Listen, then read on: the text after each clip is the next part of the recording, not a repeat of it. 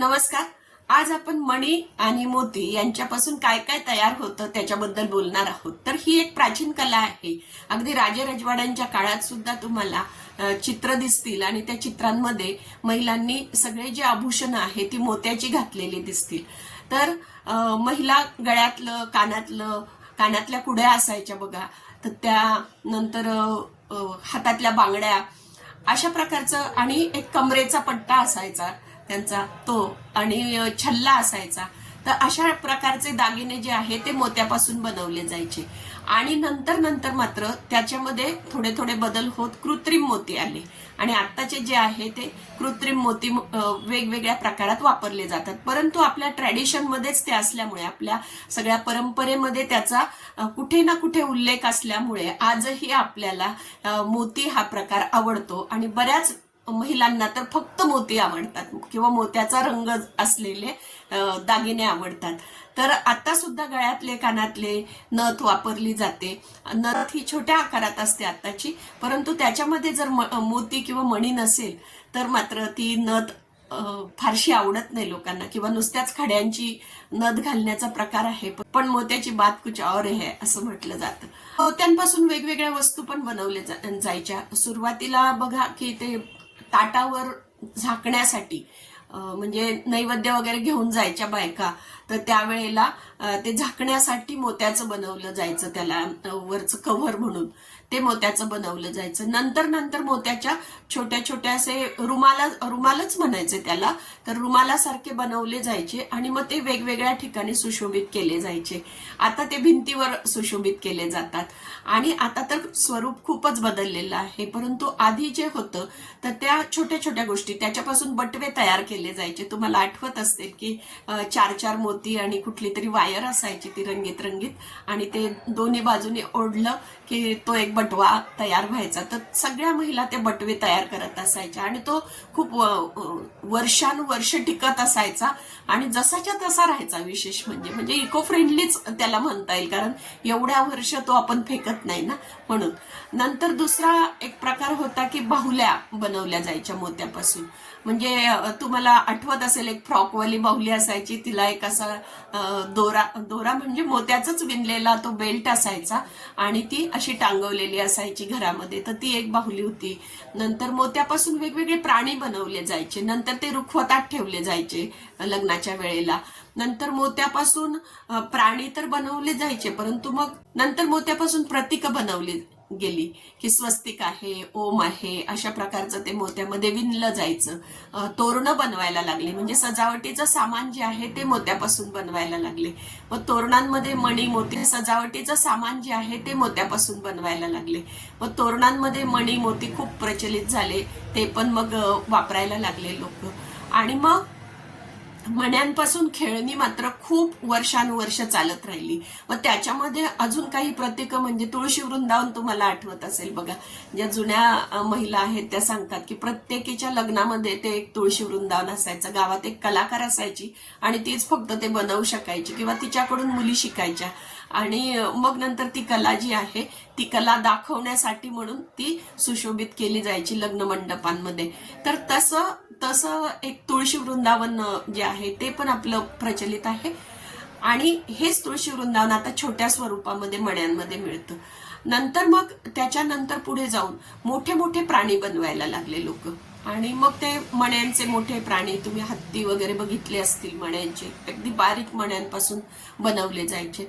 तर ते, आणि नंतर मग ते सगळं करताच ते मणी साडीवर आले. साडीच्या एम्ब्रॉयडरीमध्ये मोती वापरायला लागले, मणी वापरायला लागले. नंतर जरदोसीमध्ये वापरायला लागले, ब्लाऊजवर डिझाईन करण्यासाठी मणी मोती वापरायला लागले, है ना. म्हणजे आपल्याला त्या मोत्यांबद्दल इतकं प्रेम आहे, म्हणजे अगदी साडी जरी त्या रंगाची असेल तरी आपण म्हणतो मोती कलरची साडी आहे माझ्याकडे. म्हणजे तसं आपल्या सगळ्याच या संस्कृतीशी जोडलेलं आहोत आपण. आपली जी ओरिजिनल आवड आहे ना सगळ्यांची, तर ती सारखी आहे असं म्हटलं जातं. म्हणून मोती ही सर्वांना आवडणारी गोष्ट आहे. आणि मण्यांची ओळख जी आहे ती अगदी बालपणात आपली अशी झालेली आहे, करून दिली गेलेली आहे. म्हणजे मॉन्टेसरीमध्ये तुम्ही बघा, मण्यांची पाटी असायची, म्हणजे एक काळी पाटी असायची, तिकडे अशा लाईन्स असायच्या आणि रंगीत मणी त्याच्यामध्ये असायचे, आणि ते मोजण्यासाठी वापरले जायचे.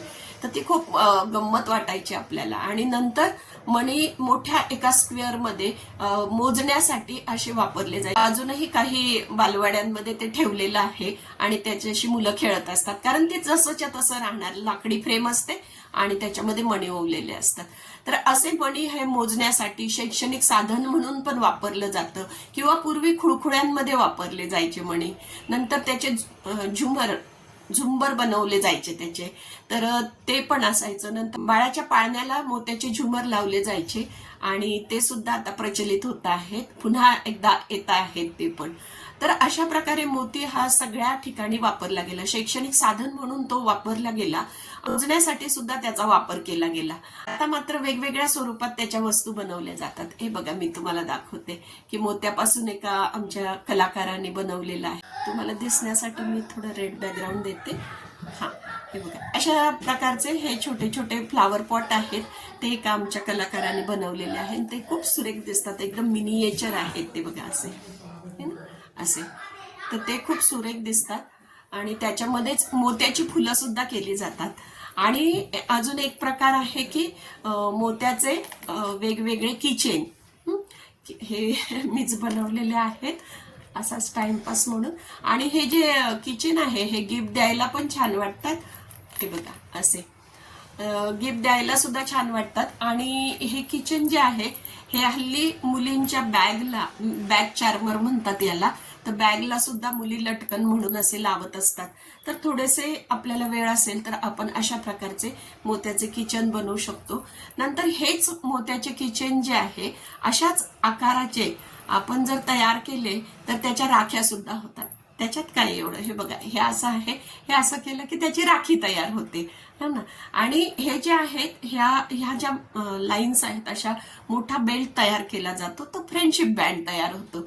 म्हणजे एकच कलेचे वेगवेगळ्या रूपामध्ये जर आपण ते वेगवेगळ्या फंक्शन मध्ये जर समजा वापरले किंवा ऑकेजनली म्हणतो आपण ते, तर तसं त्याचा सेल पण होतो.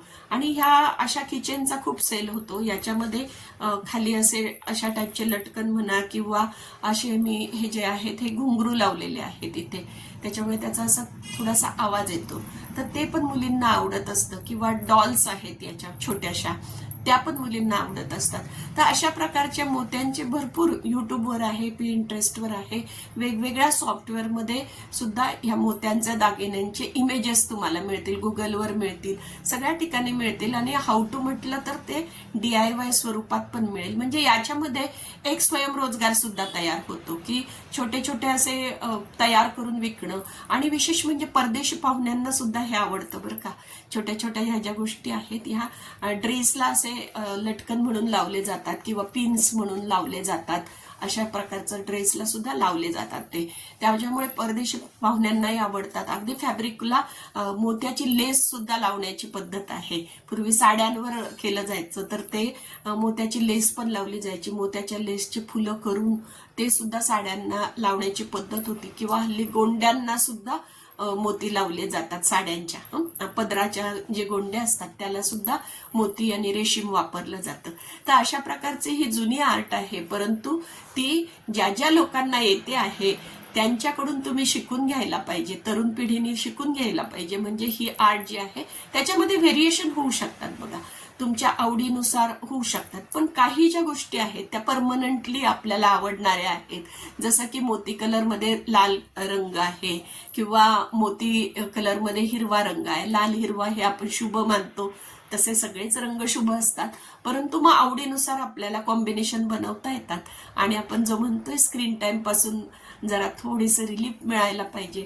आणि शिवाय ही आर्ट पण पुढे गेली पाहिजे. अशा दृष्टीने हे जे मोत्याचे दागिने आपल्याला काही येत असतील किंवा काही वस्तू तयार करता येत असतील तर आपल्या घरातल्या नक्की कुणाला तरी शिकवा.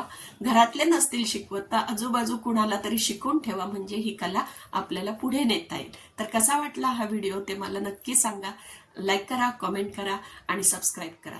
धन्यवाद.